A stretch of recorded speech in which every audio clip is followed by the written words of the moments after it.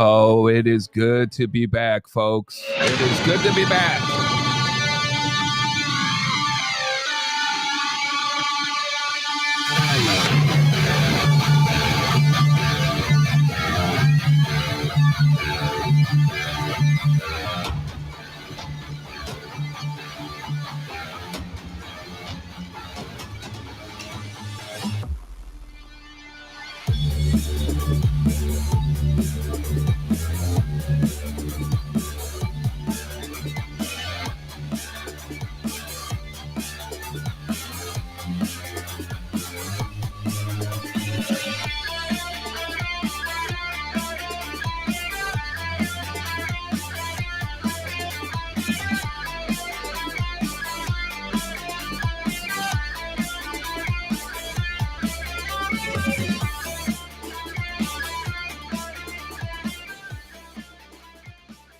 Let's bring that down.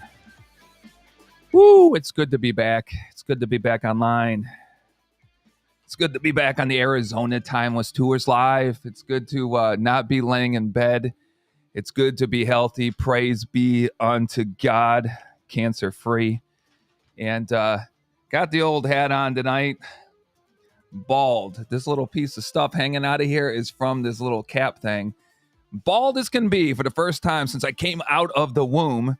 It's just weird to be bald. I was out today in my favorite town. Can anybody name that? But let's get into the comments here. KM, good to see you. What is this? We got a human. Is this it? Was that BNSF6599? I guess that's you. And then we got Joe B, as Jeff would say. Good to see you, Joe B. I hope that you, Joe B, are doing well. I am doing 1,000% better. Again, and I give all glory to God. I got through this in about 3.5, 4 months. Someday I'll talk about chemo and chemo treatments.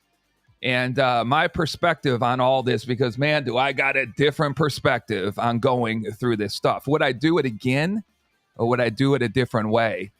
I'm still getting over it. Still waiting for the red blood cells to build up inside of my body so I'm not so fatigued all the time. And I feel like I'm going through like a menopause thing because I'm always overcome with heat every now and then, just like right now. It's not from the shining lights here. It's this body trying to kick out the poison that was put into it and trying to get back to normal. But it's going to take it a minute. I think they said like 4 to 5 months for the red blood cells to get back to where they were prior to going through chemotherapy. It's a long recovery, but happy to be here. Happy to be on. Congratulations on beating cancer, my brother. Beat it last year. Oh, yeah. So you know all about it. One of the things that my beautiful wife did is did a vlog on the different kinds of chemo. Because some people think you can get chemo and go right to work. Some people are like, why are you laying in bed? Why is it beating your butt, Dean? Because the chemo that I went through was some of the strongest chemo that you can possibly get for the non-Hodgkin's lymphoma that I had. So, still trying to get better. But again, glory be to God that we're through this. It's good to see everybody. You know, I wasn't too sure if I was going to go on tonight. I said the other night I was going to go live, and I felt terrible that I didn't go live because I really didn't feel. About 8 o'clock at night, the body just shuts down and wants to go to bed. And so I wasn't able to go live. But I've been live a few times on a friend of mine, Jeff, on Black Flag Adventures there, Mad History Man, as a guest. It's always easier to go on as a guest. When you're not hosting the show and having to come up with stuff. Now, today I went out to my favorite place. Anybody on here remember What is the Arizona Timeless Tourist's favorite town? I could wait to see if it comes up in the comments here and see if anybody can name it. But I was just back out there after 5.5 months of being out of the town. I went back to see some things, and some things I was very happy. And Terry, you got it, my man. Florence, the beautiful town of Florence, Arizona. I was back. A few things. One of the things highly disappointed me in Florence, Arizona today. No, actually, let's go with two. Two things highly disappointed me. One was structural, and one was road. And I went with a good friend, Brandon. He has a YouTube channel called Pure Octane Garage. You're looking for a way to detail your car. These guys are absolutely phenomenal. Been on YouTube for a couple years, got a lot of followers, got a lot of watches, do a lot of great stuff. Pure Octane Garage. Go and check it out. He went out with me today to do some drone footage in some areas that we will bring to you as soon as he downloads that drone footage. He has the license and everything, so I don't want to deal with drones anymore. I'm selling my drones and a lot of my stuff. He did the drone footage, having the license, having the authorization to fly it in these places without restrictions. And he is downloading that stuff as we speak, I think. And the next live, which could be tomorrow or could be, it could be Friday night, we will show you the live footage of that drone stuff. And what is around Florence that you're missing driving around Hunt Highway or the 247? What are you missing on the sides of the road? It's pretty unbelievable what you're missing. If you don't have your eyes open and you're not on Google Maps, you're missing a lot. But I went to Florence, and if anyone's been to Florence lately, they are that stinking Arizona Route 79 right off of Hunt Highway there. They are doing something with that road. And I went to Hunt Highway, and as soon as I passed Post and Butte, it's about a quarter of a mile to the 79. Jesse, it's good to see you. It was stopped up. We were about 47 cars in line. It took about 25 minutes for our turn to get there, for those 47 cars to go over the bridge. But they're doing some massive road work on that 79 there, and that wants to keep me out of Florence for a while, because I even went to get home. I thought I was, going to impress Brandon, the guy that came along with me to do all that drone work. We went through the historic downtown. I stopped at the courthouse to speak to all the people who do their best to bring Florence to the front pages. They were really busy, but we had a good talk. And I went around and I wanted to go to Attaway. So I took the 247 around. I'm like, no, I'm not even going to take the 247. I'm going to go through Adamsville Road. If anyone's been through Florence, Adamsville Road goes through the ghost town of Adamsville, and it also goes to the Adamsville Cemetery and stuff like that. And we came out, we got in 247, went back around, got on to Attaway. I was like, home free. Going down Attaway, halfway stopped, because there's only so many ways out of Florence. And that's why I don't live there permanently. I would move to Florence. I would move to the Anthem area out there. But the problem is they did a terrible job on infrastructure out in that area. And to get out of there is absolutely ridiculous. So it took another 25 minutes of waiting on Attaway to finally get to Hunt Highway to drive home. So that was a disappointment. And then I have been out there talking to everybody about a house that was for sale for as long as I've been covering Florence, which is 3+ years. The Pauline Cushman house, in the house that the famous Tom Mix, the famous silent Western movie phenom, who died just outside of Florence, Arizona, he used to stay in that house also in the early turn of the century. And but Pauline Cushman, I try to bring her story to the front all the time. It's a great Civil War story, Civil War spy story that a lot of people don't know about. But her house, I've tried to save myself for as long as I could. When I was there years ago, they wanted $147,000 for the house. Now, the house was not in any way, shape, or form could you live in it at that time. There was 2 houses on the property, one built in the late 20th century and the other one built in around 1877.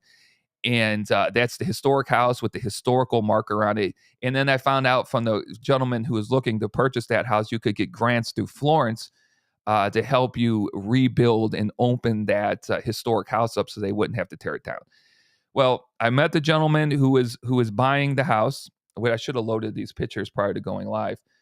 I met the gentleman, and about 6.5 months ago, prior to being diagnosed with cancer, and he was really nice. He gave me his phone number. His plan was to bring the house back to life, and then go ahead and flip it on the other side, make some money on it, which was great because I'm like, great, a historical house can be saved on top of, this guy making some cash. But how long is it going to take? About a year, 2 years to get this house up and running. He had put in for funds and all this stuff.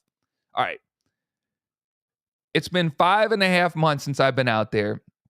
They had done a month and a half of work on it. And the work that they did on the 30 days or 90 days that I was watching them do this stuff was really clearing all the crap out from both of the houses, getting all the garbage out, getting it to these dump trucks and getting it out of there so they can actually work on the walls and the floors and doing stuff. So I went there today and asked the lady who helps run the town of Florence and the McFarland State Courthouse, which is the oldest courthouse in the state. It's definitely not Tombstone, folks. Tombstone, I believe, is 1882.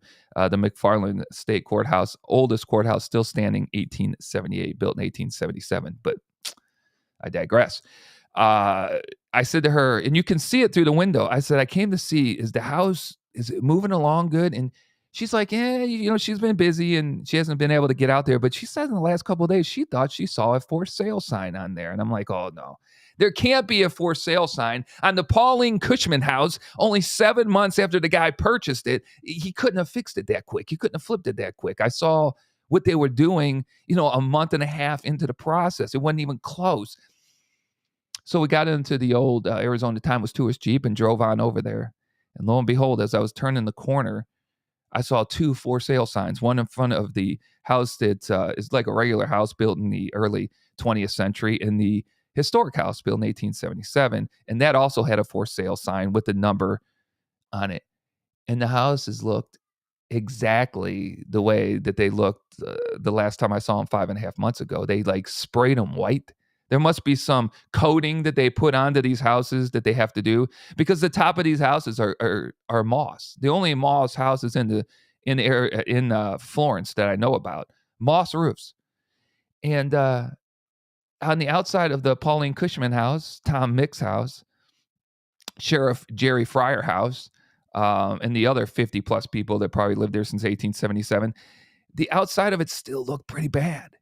The front yard thing still had the old railroad spike pylons in it, and the yard looked like trash. And I thought they would cut the huge tree that looked like it was going to fall on the place down that's full of bees all the time. And I'm like, what's going on here? And I got out of the truck and I went and I looked inside, and what the historical house looked like was through the window. It's like they cleared all the trash out and they swept the floors and they replaced a couple of walls with some new drywall, maybe, as far as I could see. And that was about it. And I got into the truck and I was like, this is so disappointing. And my buddy Brandon brought up the listing. You can go and find the listing online. And they had taken pictures inside the house, but they had no pictures of the historical house, which brings the most value to the town and to the person that's going to buy it. No pictures of that on the inside. And I realized why, because they didn't do seams, that they didn't do jack to the inside. And I almost wanted to put my phone into the Zoom PodTrack PA tier that I use to do these shows and make the phone call to the individual and say, hey, do you mind if we go live and we talk about the house? But I didn't do that. Probably best I didn't. And they had pictures of what they did to the other house. And the other house looked exactly the same on the outside. Nothing new done. But it looked like they fixed the kitchen, did some floors, redid the walls. Looks like they may have put in a few cupboards and a few countertops and stuff, and maybe a few appliances. It looked as though they did did most of their work in the house that you would probably live in if you moved there. And but they didn't do anything to the inside of the Pauline Cushman house. And so he went online, and don't quote me at this, but and this isn't a secret because it's out there, it's listed for the last 14 days online. I believe he's asking 227. I think it's 227, 247. I'm gonna go with the lower number. I think he said he's asking $227,000 for the house. And it was originally listed at 147.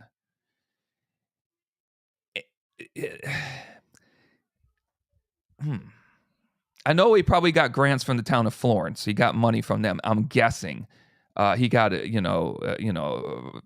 or 10 or 15,000. But there's nothing done to the historical house. That was the number two disappointment. The traffic and that. They're not gonna do anything else to it, and it's just not worth buying. Even if I had $227,000, I would probably come in at an offer of like $170,000 because it ain't worth any more than that. And it's disappointing and it's sad because the historical part, nothing really got done but cleaning the trash out of it. And then the other house, yeah, it got fixed up a little bit, but it still looks terrible on the outside to me. It looks exactly the same on the outside. And they used to have a chain link fence around it, and they tore half of the chain link fence down. And the yard looks terrible on both houses. So that was sad to see, because I had so much hope for the individual and for what they were going to do for the town on saving that particular house. I don't see any structural things that were done on the historical house at all, nor do I see structural things on the other house. So yeah, pretty disappointing. It definitely not, personally, my opinion, not worth no $227,000. And I think I just low ended that because I think he wanted $247,000. I should go online. If anybody can, while we're on here, go look that up. I wonder if I can just, no, I don't. I wonder if I could just use the search engine here, historic, and just look up historic Florence house for sale. Let me just talk it into this thing because it's a lot easier than typing it out. Historic Florence house for sale. Yeah, we better put Arizona because it's going to go to South Carolina like always. Historic Florence, Arizona. Let's see if it comes up.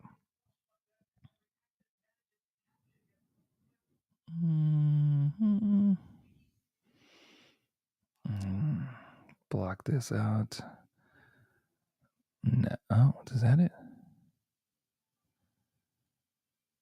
No, that's not it. House listings, Florence, Arizona. House listings, new. I don't think they're going to show it in this one either. No, unfortunately, I should have brought it up before I did all this. But anyhow, that was just, it was terribly disappointing. Terribly disappointing. Let's see here. So this program was just really to say hi, missed everybody, missed going live, missed the adventures. That's why we did go out to Florence today. But I did download some pictures because, I'm not a Halloween guy, never haven't been for 20 plus years. But I know a lot of people love the Pioneer cemeteries and doing the tours around this time of year like they did last year. And what I was going to do is I have that little thing going across the bottom, hired Arizona Time with Stewards. They email me and I do have a business email, but I put the deanb7010@gmail.com because that's the one I used for so long. We're now at the AZTT, .com or .org. I need to get that right. I have just getting over like chemo brain on things, and I don't remember.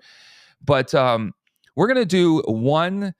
I am. When I say we, I always say we, but I'm going to do one tour at the end of October for the first person that signs up. But here's the deal. I need a minimum of 4 people in your party to sign up for it, be worth it for me to go. But I would love to do a end of October Pioneer Cemetery in Globe.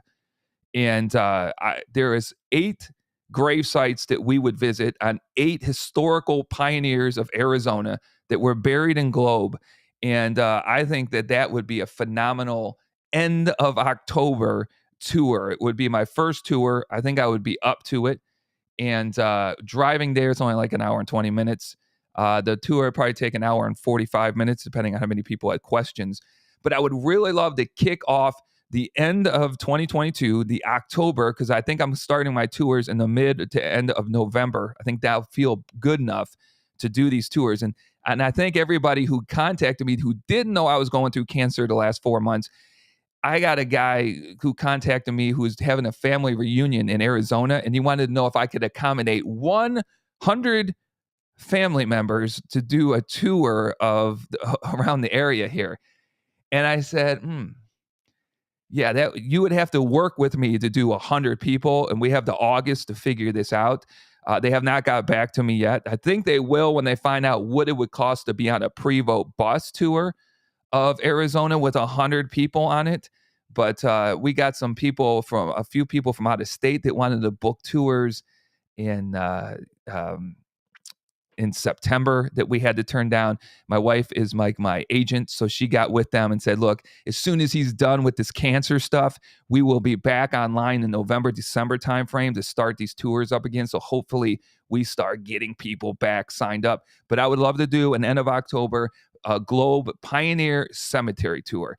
And just on this brief show tonight, I would like to show you a few of those places that we would stop at. And if you have friends or family members that might be interested in the tour, they can come back and watch this at a later time. You make AZ cool. Well, thank you, Blackbeard. I appreciate that. Let's see here. Let's go. Look, my thing is right now is to get these red blood cells built up in my body and get out to Holbrook. That is my destination I was going prior to being diagnosed 5 months ago, and it is still a destination I want to get to. Thing about that, it's like driving in Texas that I did for 4 months. It's only 179 miles, but it takes roughly like 3 hours, and that's because of the route that you have to take to get to Holbrook from here up the 87 through Tano National Forest. It's like Texas. You can get on these beautiful country roads. The speed limit's 75. You're cooking. And then you come to a small town and it's 25 and 35 and the police officers are everywhere. And you don't want to get pulled over in one of those small Texas towns. Great police officers. You just don't want to have them pull you over there. And you would back on 75 miles per hour for another 40 miles. And then boom, for another 7 miles, it's 25 miles through a small Texas town. And that's kind of what it's like to get up to Holbrook. But can't wait to get to Holbrook to talk about the Camel Corps. There's so much to talk about. Route 66 running through there. And, there is a marker up there. And I'm going all over the place, but really quick. There is a marker that I discovered prior to getting diagnosed that I was going to go 2 days prior, probably. It's off of the 10. It's about 25 miles east of Holbrook on Interstate 10. And that marker, they have a marker set up right next to a rest area that most people will miss, guaranteed. And if you've seen it, let me know. That is a marker that when they came, when Arizona became a territory back in 1863, they had to form a delegation, and that delegation finally got going in December of 1863, which I did not know prior to seeing this historical marker. December 1863, they make it to this particular spot.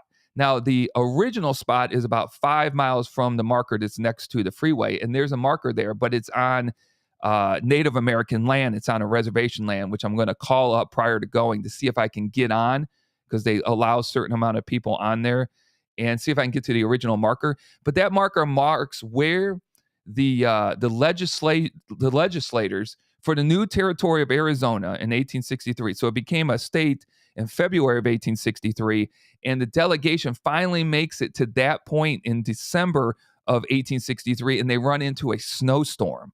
So there's a snowstorm there, and they have to wait, and then they have to make it to Prescott, Arizona. That's where the legislature begins to be set up in 1863. So it's just a cool historical marker that I've been studying this state for 5.5 years. I've driven over 55,000 miles just in the state of Arizona. I've been down forest roads that I shouldn't have been down, off-roading areas I shouldn't even have gone down, even though I had the Jeep, on every highway and byway in the state. And I did not know that that existed in the state. So I want to get up there and want to check that out. So anyhow, let's go through a few of the historical places in the Globe Cemetery that we will cover if you sign up for the Globe Cemetery Tour last week of October. First people to sign up, people to hit me at this email, deanb7010@gmail.com, will be the first tour back from cancer, and it will be the last tour. Well, no, it won't be the last tour because we'll do tours in November. But we'll make a special video that we'll post and show on this show if you do sign up for that. But let me go over here to the graphics and kind of show you what we would be covering if we went up there. Kind of hard to see this stuff here. We won't mention names. Like, I'll bring this one up. We won't mention names, but this particular tombstone is laying up against this tree, and it's been saved forever. This is the first individual that was buried in the Globe Cemetery, killed by Apaches while they were mining up there. This gentleman and his brother were mining, but this gravesite is very interesting. There's a great story to it. There is a big white marker that points to this marker if you ever go up there by yourself, but this is the first person to be buried in the Globe Pioneer Cemetery. Then you have this spot that seems too sensitive for TikTok. I put this on TikTok. The Buffalo Soldiers, look, this is years after they were Buffalo Soldiers, and they were here and they passed away in the great state of Arizona. There's about 9 Buffalo Soldiers buried in the Globe Pioneer Cemetery that most people miss because it's on the lower portion of kind of the newer area of Globe. A lot of people go there and they're like, where is this at? And it's kept up really nice. They have the Buffalo Soldier flag flying there, the 10th Cavalry stuff flying there. And it's a really interesting area to go and pay your respects and check out. But I posted this to TikTok like 8 months ago to honor the Buffalo Soldiers. I have done probably 25 TikToks of 25 different pioneer cemeteries throughout the great state of Arizona. And don't you know that I was turned in numerous times saying this is too sensitive, too hurtful for people to watch. So what they did is they blacked out the TikTok, and it had something like 15,000 views really quick in the first like 48 to 72 hours. And what they do is they don't take it down, but you have to push it. And it says this information on this TikTok is very sensitive and could be very hurtful. So you don't have to push the button to watch it. And all it did is draw more attention to the Buffalo Soldiers. So thank you, TikTok. Thank you to all those blankety blanks that turned me in why they would not want this area of the Globe Cemetery to be known and to pay the respects to these individuals. I'll never know. But it's still out there on TikTok. If you go to the Arizona Timeless Tours TikTok page, you can still see it. Easy to find on my page. Just go to the video that's blacked out. And I'll even show you when I bring it back down here, because it really ticked me off when they did it. It's all about political correctness. It's all about people who think they know more than you do and then want to take time out of their day to turn in a video on TikTok of a graveyard. Now I always say TikTok, I've got 20. You're going to take the 25 other pioneer cemeteries I got down. Why is this one the one that you want to single out? And that's because we have people in this world now, in this politically correct world, that want to find any place to have fault with any kind of content whatsoever. And they found fault with the Buffalo Soldiers graveyard in Globe.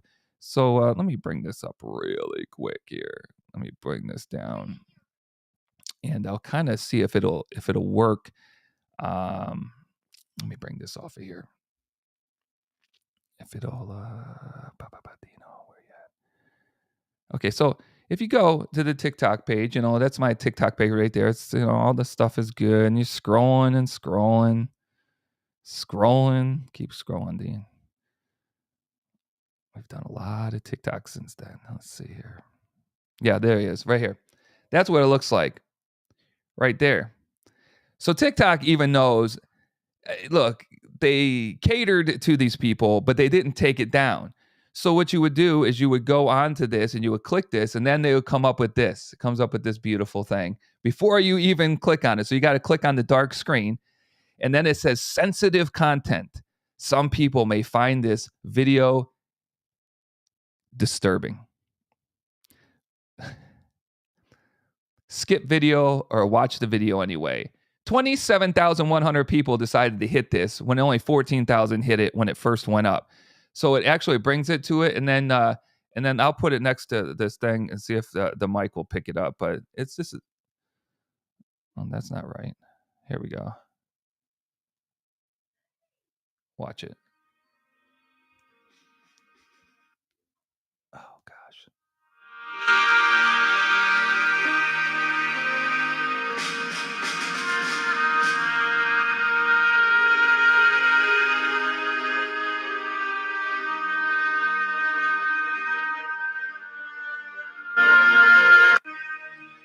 Here it is, folks. Everything that we can see in this world today that's disturbing. We won't talk about like news networks. Anything we can see that's disturbing, that video with that music is disturbing. So they blacked it out and they put all of that stuff on there prior to you hitting it. You got to hit it to open it, hit it to say, I'll watch it anyway, that it's disturbing, and then watch that video.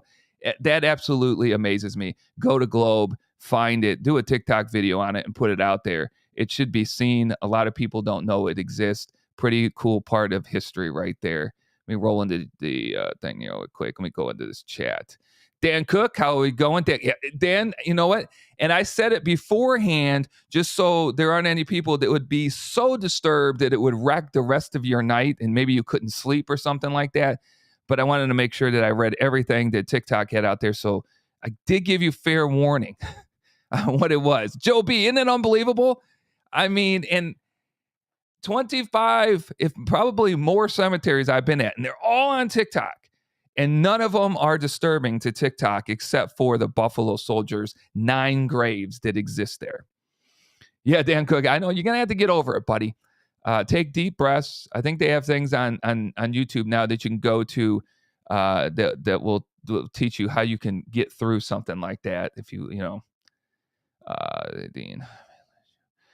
Let me just read what Jesse had to say. Hey, Dean, I may lose you. I'm in Tuba City up there around the dinosaur tracks up there. On a whitetail hunt. Nice.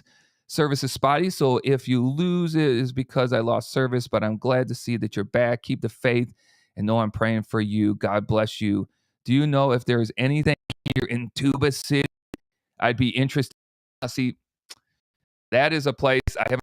The only thing I truly honestly know about Tuba City, and somebody on here might know, I do know that there you have the dinosaur tracks, which I find cool. The ones I found in Texas, I found absolutely fascinating that they still exist.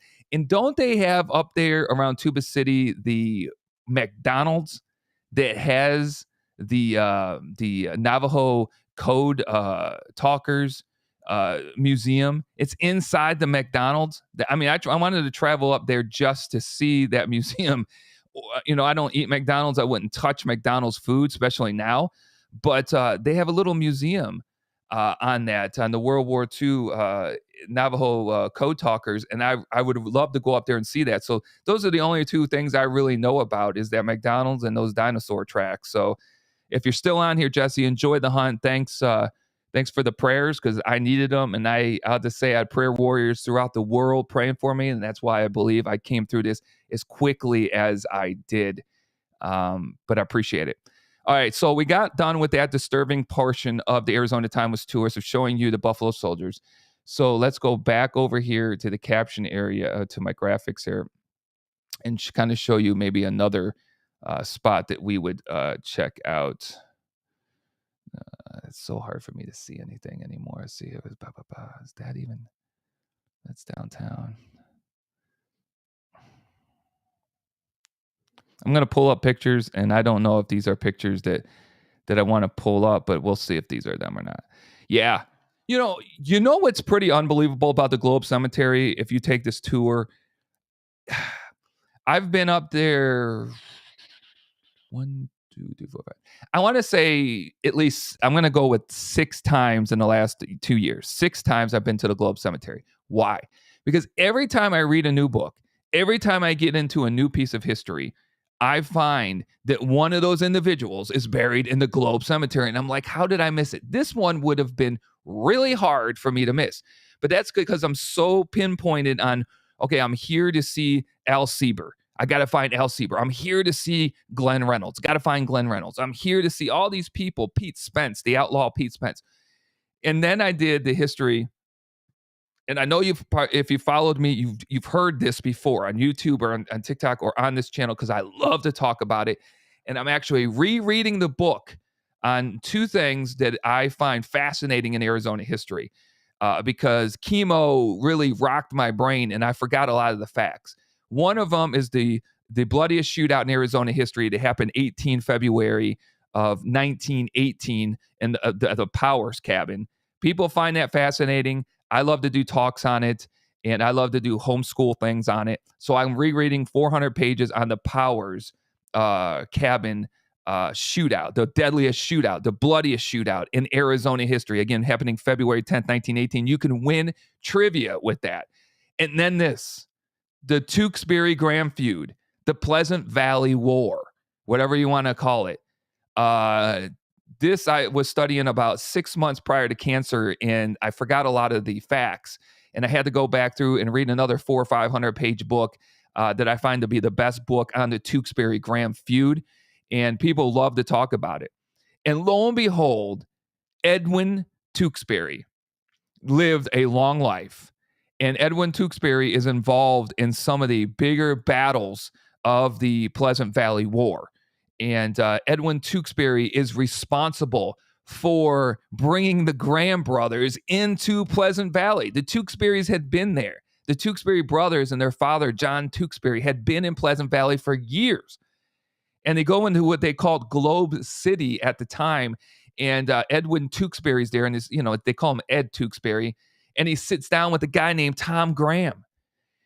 And Todd Graham's looking for a new way for him and his brother to make money, and they want to run cattle. And Ed Tewksbury invites him to Pleasant Valley. They do become friends for a while. They help build cabins for each other to help each other out. They are good for a good year. They are good, close friends. But something happens that splits the Tewksbury and the Grahams up. It delays Arizona statehood for nearly 10 years because of this unbelievable, I call it the deadliest, bloodiest feud in U.S. history. Not the one that everyone wants to call out in West Virginia and everything that I do. It is not the Hatfield and McCoys. It's the Tewksbury-Graham feud. It's the Pleasant Valley War feud. It's just not as known as the Hatfield and McCoys. If you knew it, I will show you the book that you should get. It's probably the best book written on the Tewksbury-Graham feud. But lo and behold, Edwin Tewksbury and his father are buried up in Globe. And this is, look, if you don't take the tour, if you don't pay for the Arizona Thomas Tours to help you out here, if you're coming up that driveway into Globe and you're going up, just as when you enter it, you're going to look to your right. There's a new part. You're going to pass that new part. Just as you pass that new part, boom, right on the corner, right on the edge of the cemetery going up, there is the Tewksbury gravesite. And let me see, I got a little bit. Let me see if this one here. This is one of the other. This is where the grandfather is buried. And then Edwin Tewksbury is buried right next to him.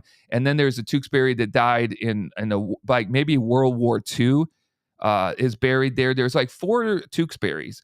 But two of the Tewksburys that were involved in the Pleasant Valley War are buried in the Globe Cemetery. And I told you a lot about that already, but there's so much more to talk about with these guys.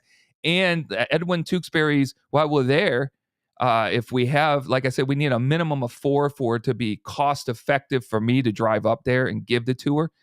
But if we have say 6, 7, maybe 8 people, we could scour that cemetery after we're finished because his wife is buried in that cemetery, and I have not found it.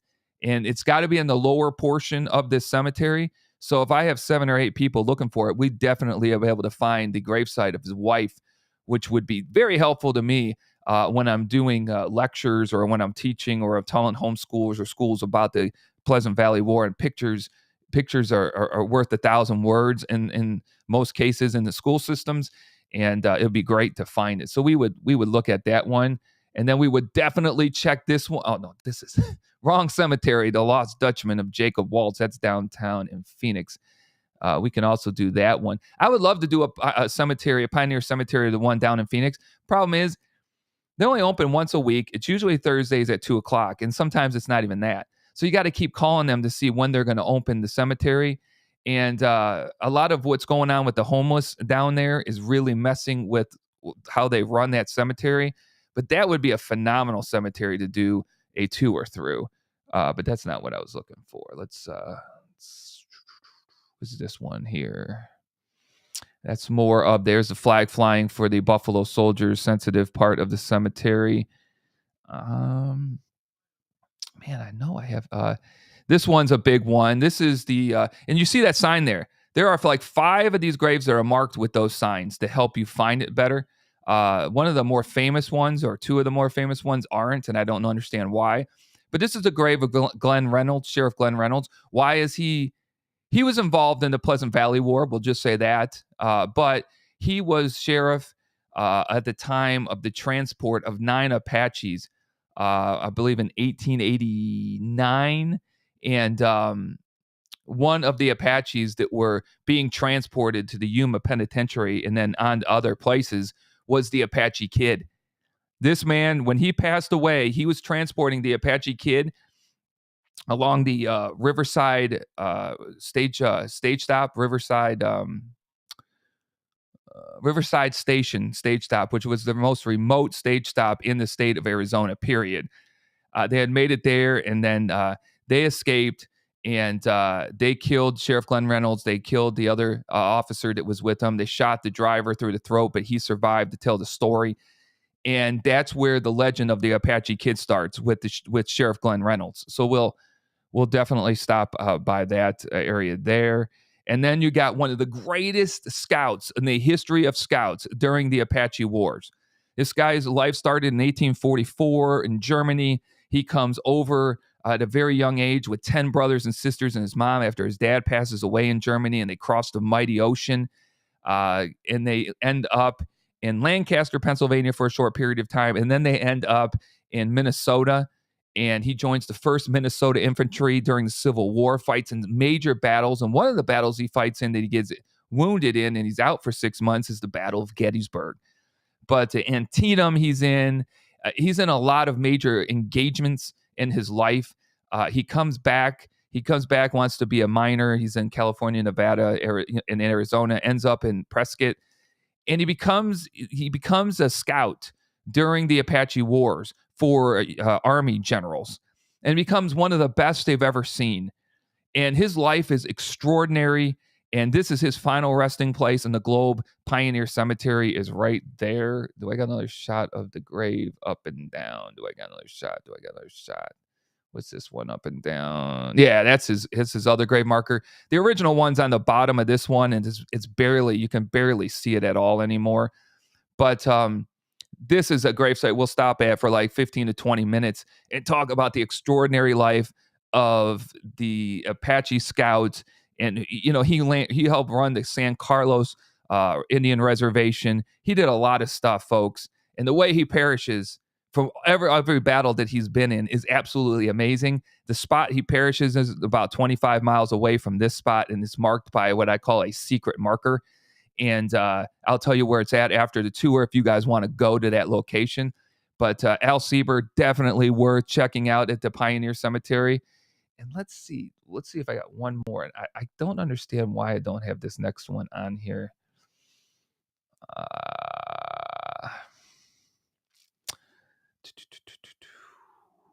I'm going to go slow through these pictures.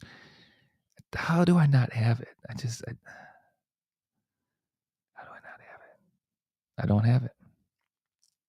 I thought I had it, but I don't have it. The other one that we'll be checking out is the outlaw Pete Spence. Pete Spence.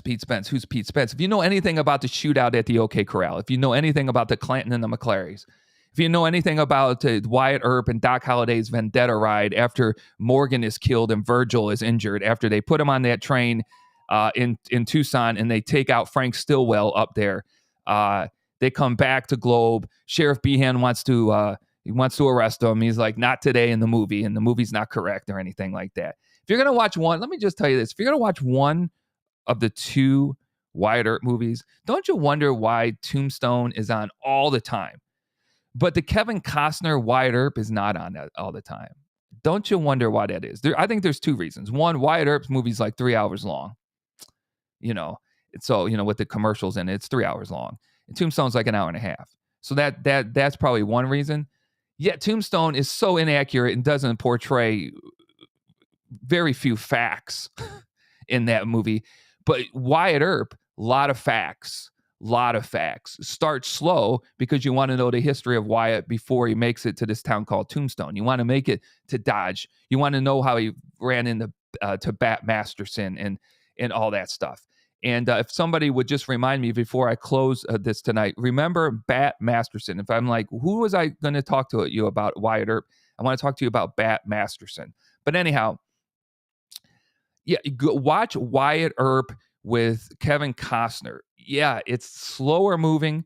It's longer with the commercials. It's going to take you 3 hours. Tape it and then go back and watch it. But so much, it's much more accurate. The only part at the very beginning of that movie that I don't think is accurate is Bat Masterson and his brother. And Bat Masterson, I believe, was named Bartholomew Masterson. And then they shortened it to Bart, and then they gave him to Bat. I guess that's better than calling him Bartholomew. I don't know.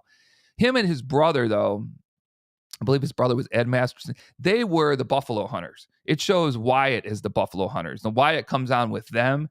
Not a big deal. But that's the part I'm like, okay, well, they could have done this a little bit better. But way better accurately, way better historically. Wyatt Earp with Kevin Costner. Check it out. And someday, to get everybody upset, we're going to do a fact and fiction on Wyatt Earp and Doc Holliday and John Behan and all Johnny Ringo and all the people in both of those movies. Fact from fiction. Because I'm going to tell you what, in the comment section to videos that I receive over 250,000 views on Tombstone, a lot of people, and it's not funny comments, it's a lot of people take the movie Tombstone to be somewhat factual on the history of Wyatt Earp and Doc Holliday, and it's not even close. So we'll talk about that another time. Talking about them, I mean, I do have this up down there if you're ever going.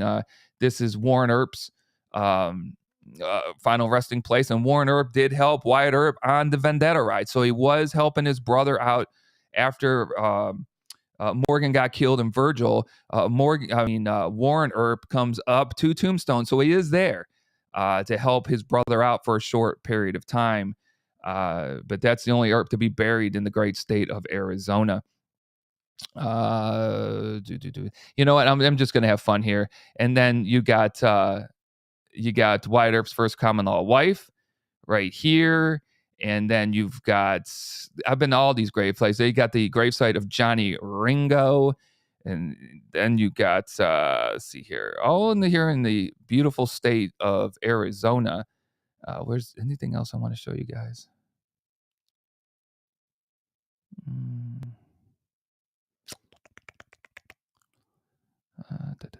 Okay. Oh, and I do have this one. Boom, there it is. Okay. This is Elliot Ferguson's grave. It's very complicated. Look forward to talking about it on the Globe Pioneer Cemetery tour. But where this graveyard is at, there's no more vacancies. Everything is full, folks. But there's a grave right here. Elliot Larkin Ferguson. E.L. Ferguson. Okay. 1851. I forget what it is. I can't even see that anymore because it rained that day, and that's why it looks like it's wet. If you look at the bottom of that tombstone, what's it say? Site approximate. Site approximate. Who is Elliot Larkin Ferguson, aka Pete Spence, the big time outlaw, the big time Tombstone, Arizona, involved in the Morgan Earp death, involved in the Virgil Earp shooting and wounding in his arm. was the second man. If you read any book on the Vendetta ride with Wyatt Earp, he is the second guy they go after. They go to a wood farm and they go there looking for Pete Spence, real name Elliot Larkin Ferguson. He's born in Texas, but anyhow, this guy was a Texas Ranger early in his career. Yeah, he goes to the other side of the law. His house, Pete Spence's house, is, if you go to Tombstone and you see that Wyatt Earp house, of course, it's not the Wyatt Earp house. It's near the original place. It's like stands there with the horse and Wyatt Earp statue. But if you look across the street, there's like a flower shop, powdering area. That is the actual house of Pete Spence. That has not been redone. And now it's like a flower place. Pete Spence spent, I think, like $700 or $800, and his neighbor across the street every morning in 1881 was none other than Wyatt Earp and all the Earp brothers and their wives. He moves in right across the street from them. But this grave has nothing in it. His grave was actually moved. It was next to his good friend, Phineas Clanton, the brother of Ike and Billy Clanton. And we will talk about that gravesite. And the funny thing, it's not funny, but the Finn Clanton has a pretty big tombstone. And on his tombstone, on Finn Clanton's tombstone, Phineas Clanton, it says, "Not all good men wore badges." Don't you wonder why they put that on Finn Clanton, the brother of Ike and Billy Clanton's gravesite? Not all good men wore badges. There's always flowers at that gravesite. But next to it is a bare spot in the midst of these thousands of graves that there's no vacancy at. Well, that's the spot where Elliot Ferguson should be buried. We'll talk about all that. Look, we're gonna get some more graves. We're gonna talk about a grave of the only individual to survive the shootout at the Powers cabin. He's buried there, and I only figured that one out about a couple of months ago. Stay tuned, guys. I just got to check something out. Hold on.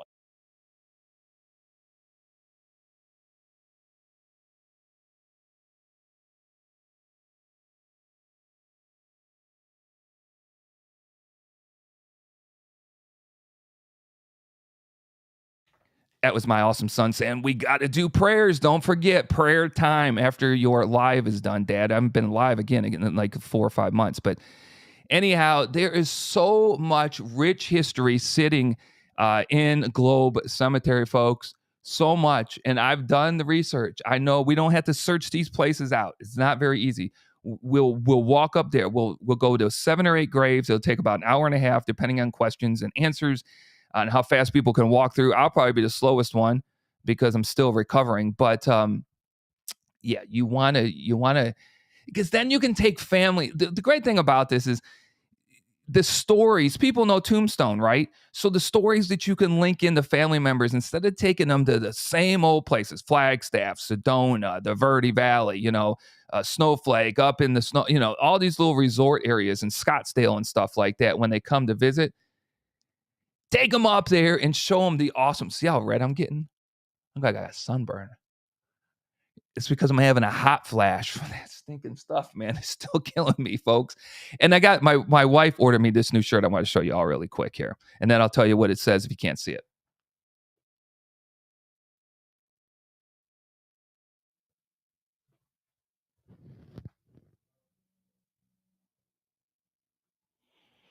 It says I just got this today. It says it's okay if you don't like history. It's kind of a smart people's it's kind of a smart people hobby anyway. It just is, it's funny to me. Again, I barely know what it says. My wife just got it for me like 2 hours prior to me coming live. I love this shirt. I love it. I want to bring history back, not just to Arizona, but to Texas and Ohio and all these other places. I've lived in Ohio for 21 years, spent 4 months in Texas. Look, if I ever came into some money, I would do another Jeep, and I would say, instead of decking it out in Arizona Timeless Tourist Wrap, I'd deck it out in the American Tour strap, and put all these different places. And my first place for 4 straight months would be the great state of Texas, because it's absolutely unbelievable. Absolutely unbelievable. And you can link Tombstone up into the western part of Texas real easy, and all the outlaws into Texas. But anyhow, you can take people up there. People don't want to go to cemetery. Some do. That is the second best to me to me, that I know of, that I've been to, the second best pioneer cemetery. And people are always like, what's number one? And I would take people on tours of this other cemetery, and you would need a tour because there are 167,000 plus burials in the grave site down in Tucson.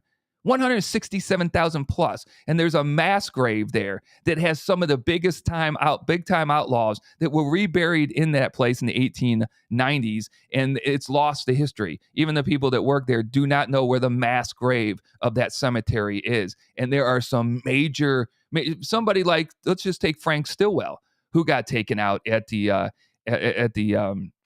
by Wyatt Earp and Doc Holliday and them at the Tucson train depot, moving Virgil's and moving Morgan Earp's body back to California.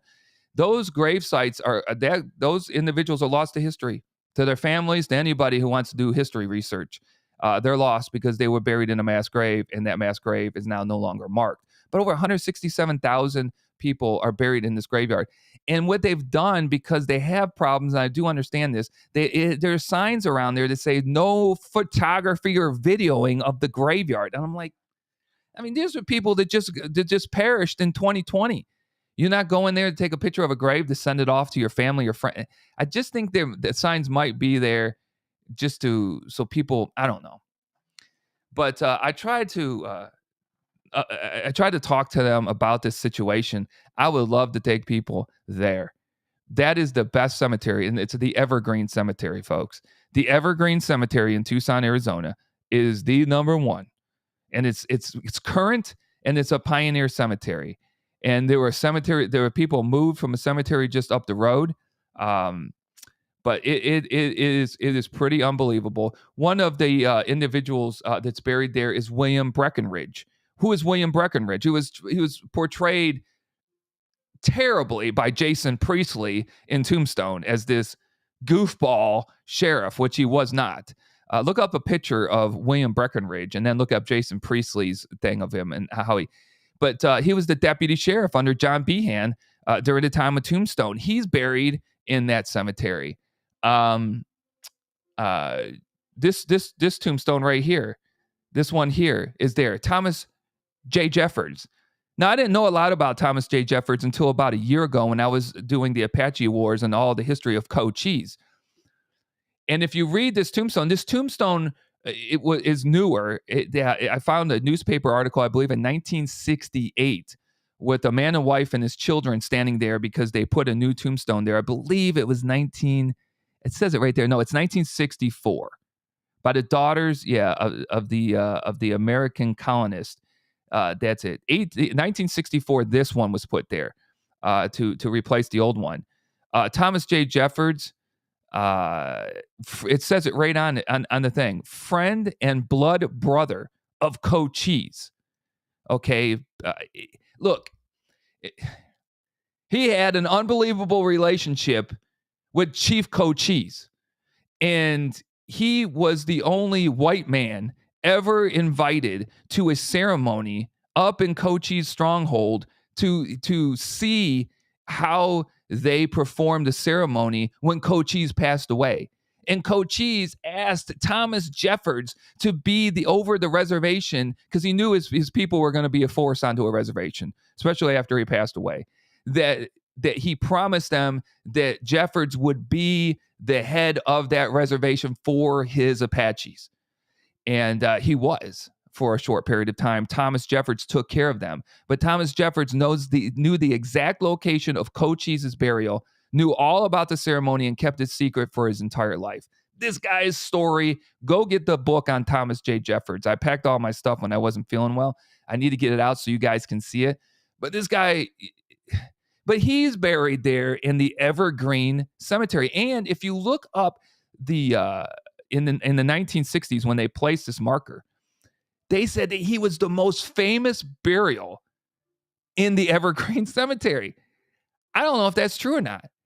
But back in 1964, when they placed this marker and they had this huge thing, and you get like on newspapers.com, or, I paid for some subscriptions when I was looking for some of this stuff to look up the history of it. They said at that time that is the most popular individual buried in a cemetery that is over 167,000 burials. There is, if there are any baseball fans out here, do I have this one out here? I think I do. Really quick, let me show you this one. This is also in the Evergreen Cemetery here. This one right here. If you didn't watch the TikTok, folks, I'd love to give a prize out, but I don't know how to do that right now. But I would. I'm going to go to the comments section because I haven't been looking in the chat in the last 5 minutes. Without having seen what I said about this individual, because I wouldn't have known. Does anybody know Louis Krieger? Born in 1872, passed away in 1934 here in the great state of Arizona. How he got out here, I don't know that story yet. Louis Krieger. Does anybody know who this guy is? Has nothing to do with Wild West history either. I'm going to wait a minute. I'm going to run over to the chat. Oh, Dan Cook. I'm sorry. I didn't see this stuff. I got to check out. I apologize for not looking at it earlier. Do you do a Lost Dutchman tour? I've always loved that story. I do. It depends on what you want to know about it. I have a guy, Jeff, he on the Black Flag expedition and stuff. He does a huge Lost Dutchman. So if what I want to give you isn't enough, I can hook you up with him on Mad History on TikTok. He'll definitely be able to do that. Just DM me any of that stuff. Jewel Weekend Road Tripper, it's good to see you. So happy to see you back. I'm so happy to be back, Jewel. I'm red under these lights. Red blood cells are way down. I took my last cancer treatment like 3 weeks ago, so I'm still, that nasty chemo is still working in this body, but this is the best I've felt ever. Trash Life. Cheers, Arizona Timeless Tours. Been a while. Good to see you.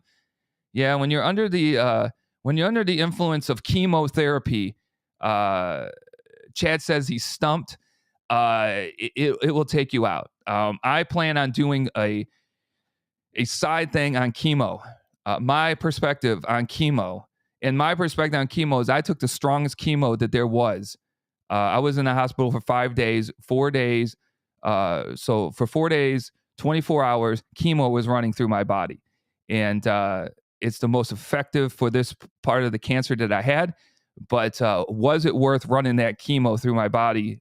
And we'll talk about that another time. So you're stumped. Louis Krieger.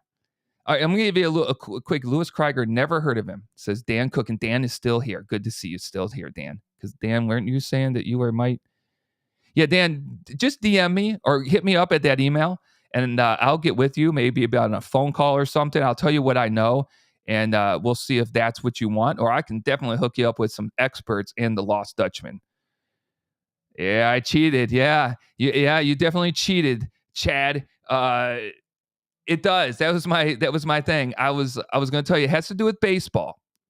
Has to do with Cy Young. Anybody watch baseball? The Cy Young was the winningest pitcher of all time.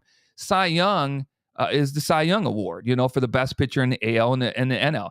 This guy right here was the catcher for the majority of Cy Young's victories in Major League Baseball. Louis Krieger. I came across something. I do so much research. And when I was at the Evergreen, I was doing so much research. And the way that I found this gravesite is somebody took a picture, I would want to say like 9-10 years ago, because it looks a little different today. And it was a little bit farther away than this picture, and it was up. And what I did is go through the whole cemetery, and it's 167,000 graves. And I tried to match up the trees. What would the trees look like now that was in the background of that picture? And it took me about an hour of searching the cemetery, and I found Louis Krieger's gravesite. But this is Cy Young's catcher. He caught the majority of Cy Young's victories, and Cy Young has the most victories in Major League Baseball, and the Cy Young's named after him. But it's just crazy. That's just somebody who's buried in the Evergreen Cemetery, way in the back. It'd be hard to find this if you didn't have a different picture, because there's nothing to show you the location of this. And I'm going to tell you this, and I understand why. Let me pull this back here really quick. Let me go back into my graphics. Oh, man, I'm just sweating. It's like I told my wife, it's like I'm going through women's menopause, because I get hot flashes that come over me from all this stuff that's in me trying to get out. And I'm 100% for the last 2 weeks eating healthy. I've gotten rid of all the junk, and all this stuff, and it works. But oof, this body can only take so much. What was I saying? See, I've lost my track of thought. What was I just saying? I was like, Evergreen Cemetery, Krieger. I don't know what I was even going to say. That is shameful. That is shameful. But I would definitely, we would just have to be respectful of the, like I have these pictures because I did not know that the signs existed at the other entrance that said no pictures or video, which is crazy. I just think they've had problems. There's the canal runs right through the middle of that cemetery. There are homeless people sleeping in the canal. Plus, because of the, you got people from the early 1800s to present day that are buried there. You have a lot of people out there trying to do rituals in that graveyard and stuff like that. And I understand why that's out there. I don't believe it's out there for people that want to learn history. I would love to take a group of people and meet you down there.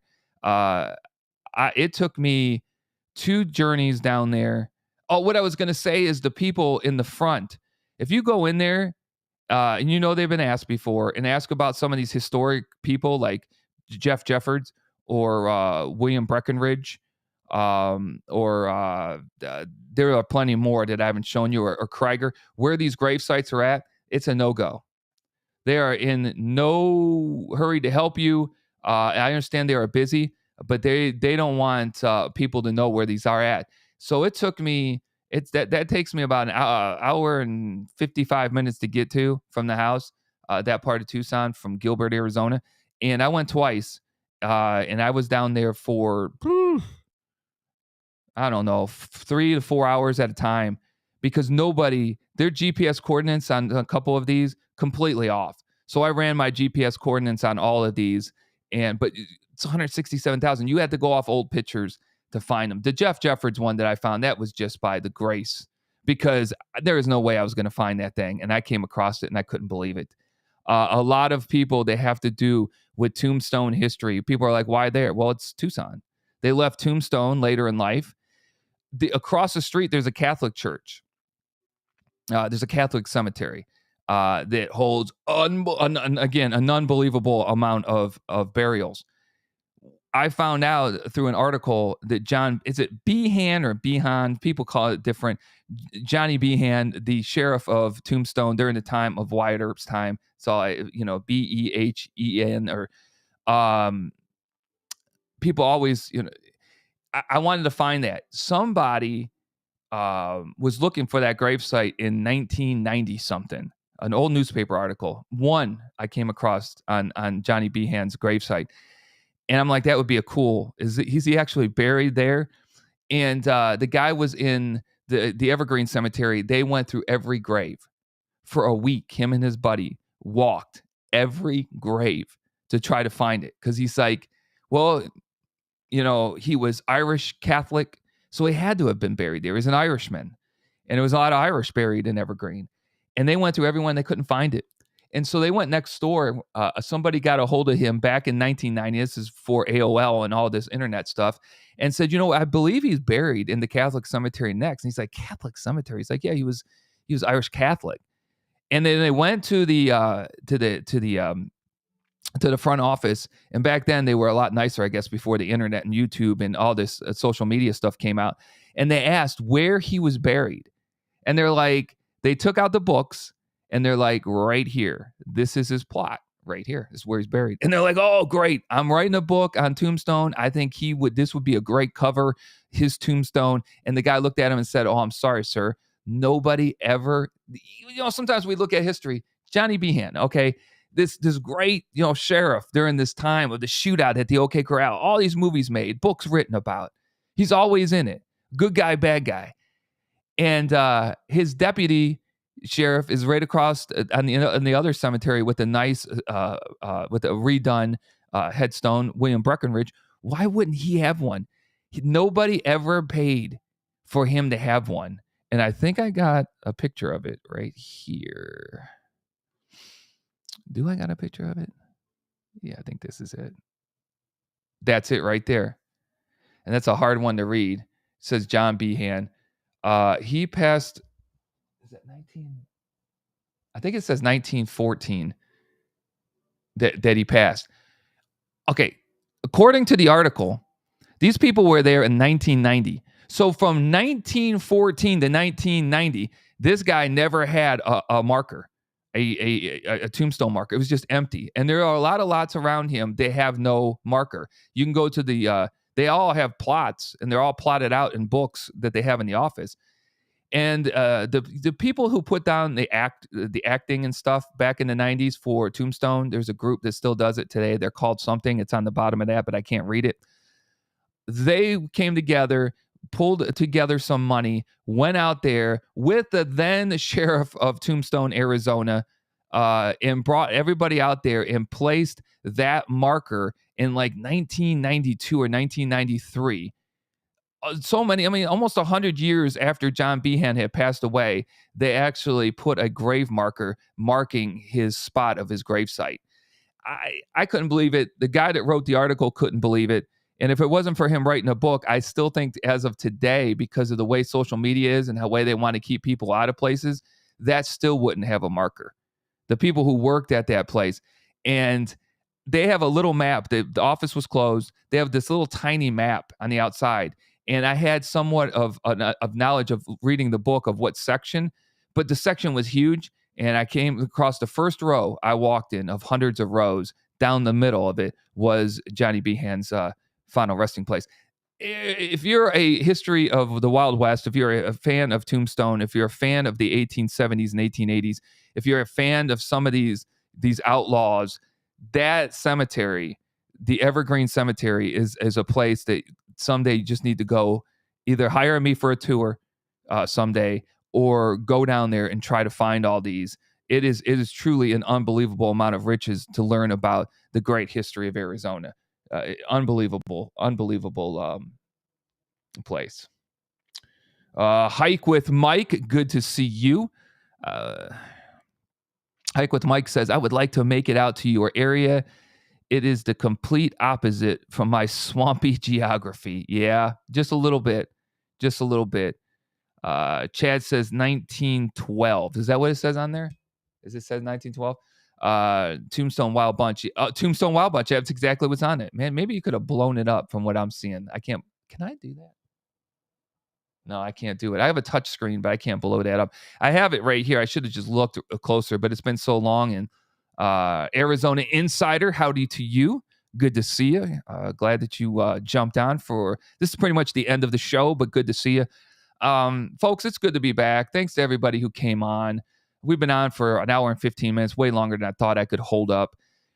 For those who don't know, just got done with chemo, diagnosed about 4.5 months ago, went through 3 chemos. I'll tell you the story. I was supposed to go through 6. Guess who did not go through 6? Scan was clear. I said, the scan's clear. I'm clear. I'm not pouring any more of that into me. We'll do something, just trying to help out. Thank you, Chad. I need all the help I can get, my friend.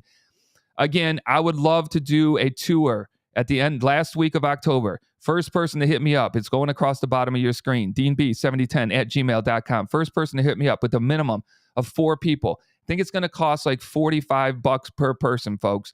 I need it to make it worth my time to travel up to Globe from here. But we'll meet somewhere. We can meet there in Globe, or we can meet down here at a Starbucks in Gilbert, and we'll take off from there in the morning and head up to Globe. And it's like an hour and 15-minute drive each way with no traffic. And it's beautifully repaved from the last time I was up there about 9 months ago. The roads were already done. Beautiful drive. Hit that cemetery, the Globe Pioneer Cemetery. Hit those 7 individuals. Tell you a little bit of extra stuff that you can see in Globe before I head back. But hit me up. Again, a minimum of 4 people. The first person to hit me up at that email the last week of October, which we're in, because I believe on Tuesday is the 1st. So we got what? We're in Tuesday, Wednesday. So we got Thursday, Friday, Saturday, Sunday, or Monday. I will do that Pioneer Cemetery tour the next 5 days. For the first person that hits me up, we'll drive up there and we'll do it. Prayer time, God bless. Thank you so much, Chad. Glad you're getting better. Yeah. That was the toughest thing. I'm 50. They wanted me to start chemo the 1st of August. That was my 50th birthday. And my wife is like, that is a no-go. Figure out something else. So we started chemo the 2nd of August. So that hello 50, good to see you. So anyhow, good to still be here. And I got my son checking in saying it's prayer time to me. So we are going to say good night. Thank you for everybody that jumped on. We will continue to do these. Believe me, we will. I will be back on the lives. I only paid for 1 month. I cut all subscriptions off. So the reason it took me so long to get back on is I had to wait for the money to kick in for the restreaming service to say, okay, Dean, you can have all these things and go live. And that happened the other day. So I got 1 month's worth. We'll see if I pay any more. We'll see how many tours I get to see if we keep paying $40 some odd a month for this service. But other than that, thanks for everybody for jumping on. I really appreciate it. There you go. Good.